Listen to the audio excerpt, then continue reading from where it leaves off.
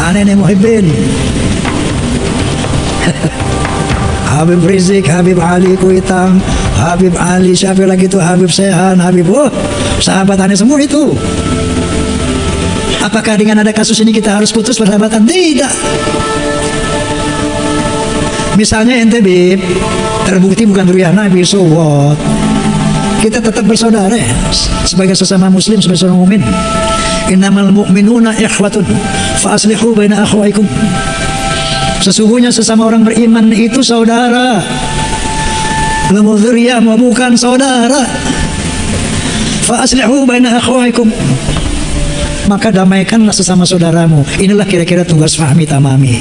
Kalau mereka tujuan hidupnya lillahi ta'ala, inna salati wa nusuki wa mahyaya wa mamati lillah, nggak ada urusan itu nasab.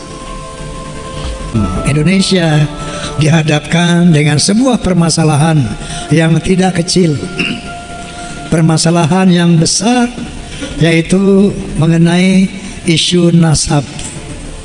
Ini nasab ini berkaitan dengan nasib ini yang marak kita dengar di media sosial, bahwa seorang habib yang bodoh itu lebih mulia daripada 70 ulama yang alim.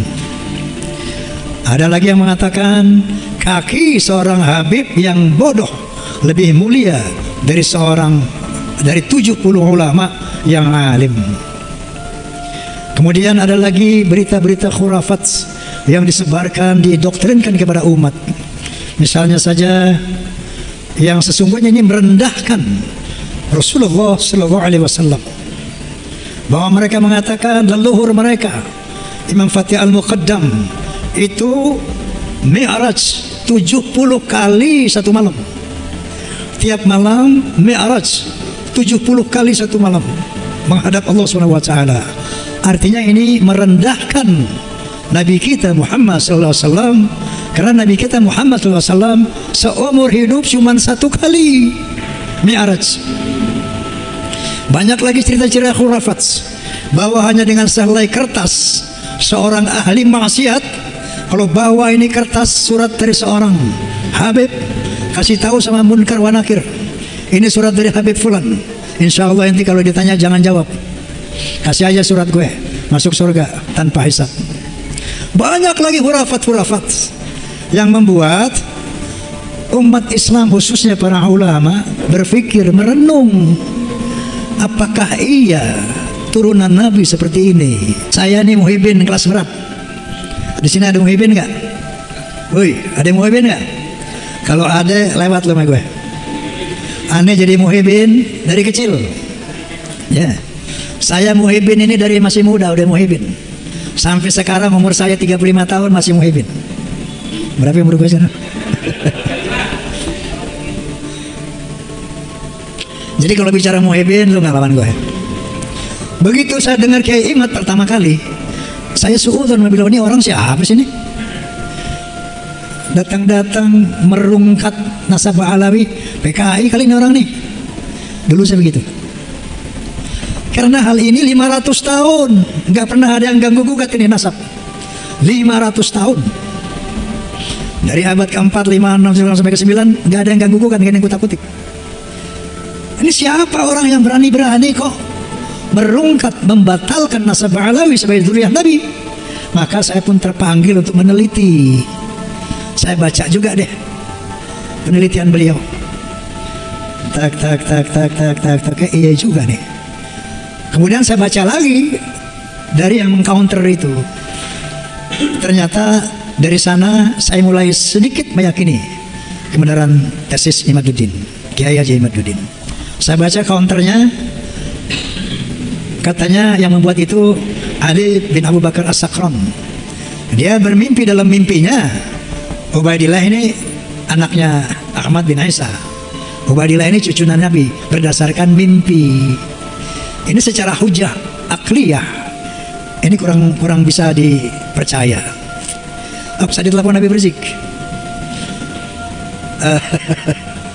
Ada satu ustadz telepon saya, ini ustadz sahabat saya, Bang Haji, Habib Rizik minta telepon antum nih, kasih nggak? Kasih, ini bilang, kasih. Dia mau telepon antum nih, gitu. Dia mau tegur ente nih Bang Haji. Dan dia bilang, emang siapa dia mau negur gue? Nggak lama malamnya Habib Rizik telepon saya. Assalamualaikum Bang Haji. Waalaikumsalam Habib. Masya Allah, nek kangen sama ente nih Ji. Kemana aja ente? Nah ini Habib Rizik memang teman dari muda, dari belum jadi ketua FPI. Teleponan di situ. Ji ente hati-hati Ji, ini para Ba'alawi ini semua cinta antum. Dia bilang sama Habib, Anda juga cinta Ba'alawi. Cinta baik. Coba hati-hati ente jangan terjebak sama orang-orang jahat. Habib Rizik pesannya gitu, jangan terjebak sama orang jahat. Kaum Ba'alawi ini mau menghegemoni, mau menjajah Republik Indonesia. Contohnya dengan membuat kuburan-kuburan palsu. Banyak sekali kuburan-kuburan palsu dengan nama Habib ini, Habib itu, Habib ini, Habib itu, hampir di seluruh Indonesia, dan sebagian besar sudah dibongkar oleh umat Islam. Dan pemalsuan nama daripada para wali, pemalsuan nama yang sangat viral, yaitu dari Sumo Diningrat yang diklaim sebagai Hasan bin Toha bin Yahya. Ini diteliti oleh para ahli sejarah. Ternyata ini adalah pemalsuan nama-nama, pemalsuan makam-makam. Kemudian ada klaim-klaim bahwa pahlawan nasional di Ponorogo adalah Ba'alawi, Imam Bonjol Ba'alawi, Tengku Umar, Tengku Cijitiro, semuanya Ba'alawi. Maka saya undanglah ahli sejarah Profesor Anhar Gonggong yang menyatakan dengan satu kalimat, bohong.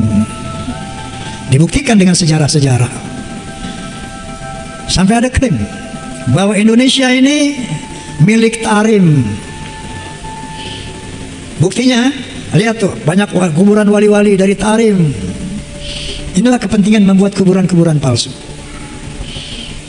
Indonesia milik Tarim. Inna lillahi wa inna ilaihi raji'un. Jadi tidak sederhana ini persoalan. Ternyata ini persoalan berat, besar. Makanya saya katakan, qala ta'ala wala udwana illa 'ala zalimin. Tidak ada musuh kecuali buat orang-orang yang zalim. Maka jangan digeneralisir, jangan gebah-uyah. Saya yakin sebagian besar Habib-Habib nggak paham ini. Sebagian besar mereka nggak paham ada rencana jahat untuk menguasai Indonesia. Makanya kita jangan gebah-uyah, jangan digeneralisir. Hati-hati dalam hal ini. Jadi alhamdulillah proses hukum dari PBNU juga sudah berjalan. Maksud saya pengkritisian bahwa mereka bukan hanya memalsukan kuburan-kuburan, bukan hanya memalsukan sejarah Indonesia, bahkan sejarah NU juga dipalsukan. Dan alhamdulillah ketua PBNU telah memerintahkan kepada jajaran NU untuk mencabut buku karangan Lutfi bin Yahya, artinya produk beliau, untuk ditarik dari semua jajaran perguruan Nahdlatul Ulama.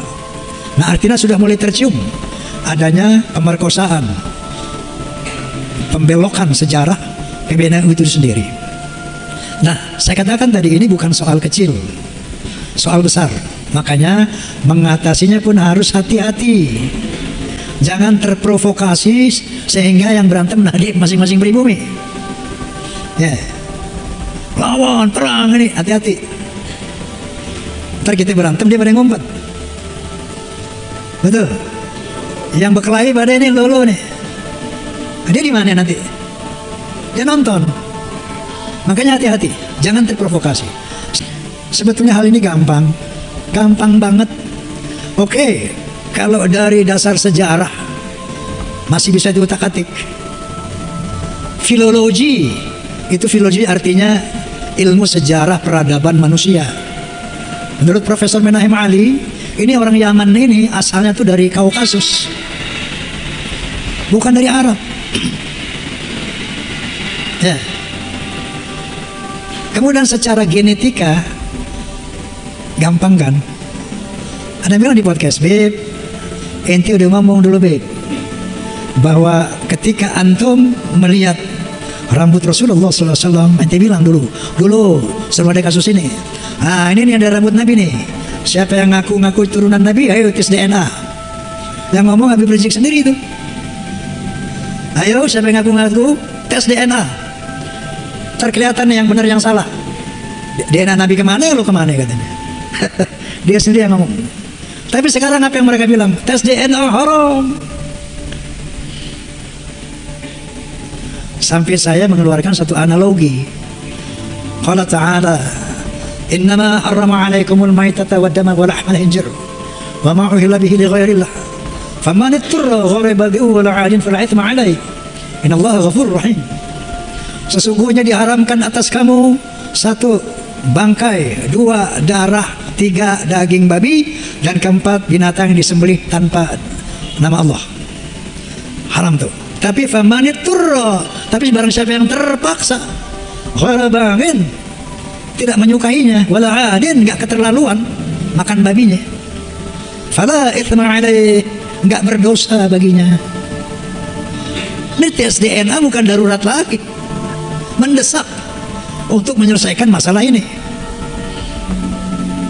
Betul nggak? Betul nggak? Nanya dong lo. Jelas tidak? Takbir. Sallu ala Nabi. Kan begitu. Inna akramakum 'indallahi atqakum. Nabi SAW bersabda, Al-jannatu lil muttaqin walau kana 'abdan habasyian wan naru lil 'asina walau kana sayyidan quraisyan hashimian. Surga itu buat orang yang bertakwa walaupun dia budak dari bangsa Habsyi. Surga buat orang yang takwa walaupun budak dari bangsa Habsyi sekalipun. Wan narul asina walau kana sayyidan quraisyan hashimian. Dan neraka itu buat orang yang maksiat walaupun dia sayyid Quraisy Bani Hashim, masuk neraka kalau nggak takwa. Sampai-sampai Rasulullah SAW bersabda, "Lau anna Fatimah bint Muhammadin saraqat laqata'tu yadaha." Anaknya sendiri enggak ada privilege, apalagi ente. Jauh banget. Faham? Faham? Masya Allah. Jadi kalau memang tujuannya lillahi ta'ala, ada apa yang nasab sih? Oh, nasab saya bukan ini ya. Oke. Selesai kan? Secara sejarah nggak nyambung, secara DNA nggak nyambung, filologi nggak nyambung. Astagfirullahaladzim. Masya Allah para habaib, Masya Allah, ana uhibbukum.